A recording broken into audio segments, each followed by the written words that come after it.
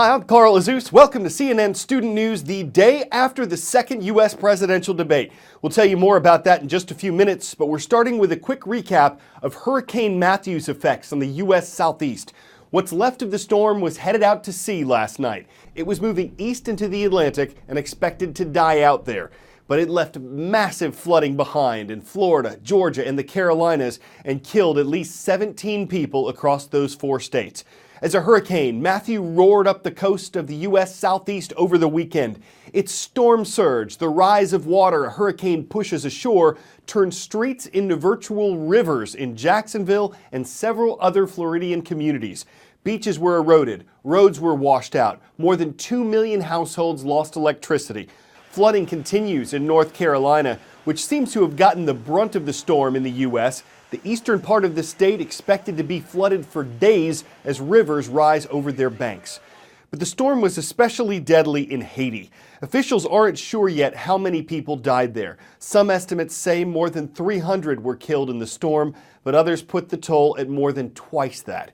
A lot of the nation's agriculture has been wiped out with farmland destroyed, and a Haitian senator says the biggest concern now is cholera, an infectious disease that can be deadly and that spreads through dirty water, which is now all over the country. All of this only adds to the struggles of the impoverished Caribbean nation. This is what the path of a hurricane looks like from the air. The storm left trees scattered like matchsticks on the hills. Look at how these trees are just stripped of foliage here. You can actually see the roofs of homes on the hilltops. The roof just blown away. Hurricane Matthew killed hundreds of people and left tens of thousands homeless. We're flying over Haiti's southwestern peninsula, one of the most isolated parts of the country. This is the only real way that we can get a sense of the scale of the damage caused by Hurricane Matthew, because Haiti does not have a great network of roads, and there are a series of islands off of Haiti's coast, like Ile La Vache, what we're looking at right now. 6 years ago, this region was largely untouched by the earthquake that shattered the Haitian capital. Bonjour, ça va? But this time, the people here weren't so lucky. How is your house? My house broke, they go down, everything goes. Everything's gone. Yeah. That's all the tree was going down, electric pole was down. Since the storm, residents of Port Salut cleaned much of the debris off the roads. But at night, they sleep outside their shattered homes in the dark. When do you think you'll get electricity here again? Nobody know when. This is a close-up view of some of the damage that we could see from the sky. Just one home that was ripped apart by the hurricane winds that made a mess of people's meager belongings and hurt a lot of people here too who had to wait days for emergency medical care. These people survived the most powerful hurricane their country has seen in a generation. A grim reminder of the fury and power of Mother Nature. Okay, last night was round 2 of 3. At Washington University in St. Louis, Missouri, the Democratic and Republican nominees for U.S. president had their second head-to-head debate. The moderators' first planned questions centered on a controversy that surfaced Friday. It involved a tape from 2005 when a microphone that was turned on recorded part of a conversation in which Donald Trump talked about how he'd behaved inappropriately toward women on multiple occasions. On Saturday, the candidate apologized, admitting he's, quote, said some foolish things. Trump then accused Hillary Clinton of inappropriate actions. This was locker room talk. I'm not proud of it. I apologize to my family. I apologize to the American people. Certainly, I'm not proud of it. So, Mr. And Trump, we should get on to much more important things and much bigger things. He has said that the video doesn't represent who he is, but I think it's clear to anyone who heard it that it represents exactly who he is. But of course, that wasn't the only subject discussed at the debate. As you just saw, it was in a town hall format. And while the moderators were scheduled to ask half the questions, the other half were intended for members of the audience who were described as uncommitted voters. Affordable Care Act, known as Obamacare, It is not affordable.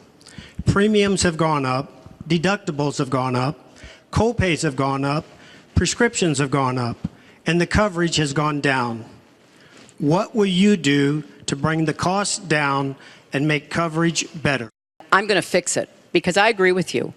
Premiums have gotten too high, co-pays, deductibles, prescription drug costs, and I've laid out a series of actions that we can take to try to get those costs down. We have to repeal it and replace it with something absolutely much less expensive and something that works, where your plan can actually be tailored. Good evening. Perhaps the most important aspect of this election is the Supreme Court justice.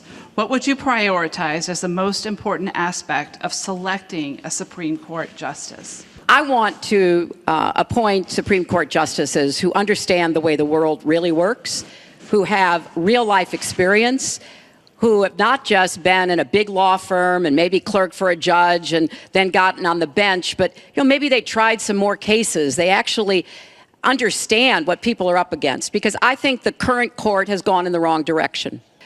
I want a Supreme Court that will stick with Roe v. Wade and a woman's right to choose, and I want a Supreme Court that will stick with marriage equality. Justice Scalia, great judge, died recently, and we have a vacancy. I am looking to appoint judges very much in the mold of Justice Scalia. I'm looking for judges, and I've actually picked 20 of them, so that people would see highly respected, highly thought of, and actually very beautifully reviewed by just about everybody, but people that will respect the Constitution. Mr. Trump, in December, you said this: Donald J. Trump is calling for a total and complete shutdown of Muslims entering the United States until our country's representatives can figure out what's going on. Your running mate said this week that the Muslim ban is no longer your position. Is that correct?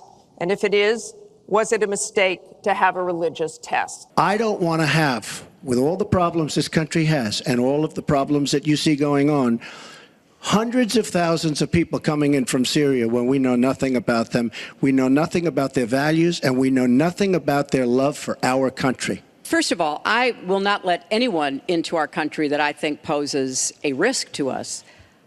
But there are a lot of refugees, women and children, and we need to do our part. We by no means are carrying anywhere near the load that Europe and others are. While presidential candidates typically go up and down in the polls, some courageous climbers clamber over each other for the title of tallest and most complex human tower. The Spanish competition dates back to the 18th century. It's recognized as part of Catalonia's cultural heritage. The strongest folks are at the bottom, as you might expect, and it's usually a child who crawls to the top. There is an element of danger here, and the goal is to get everyone back down without the tower collapsing. The clamor climbs with the clamber, the attitude with the altitude, the vertical vector unveiling the unfailing victor of a towering achievement that's a head above the rest. To compete, you gotta love stories, and at the top of your class, you've gotta be sure to acclimatize. I'm Carl Azus for CNN Student News.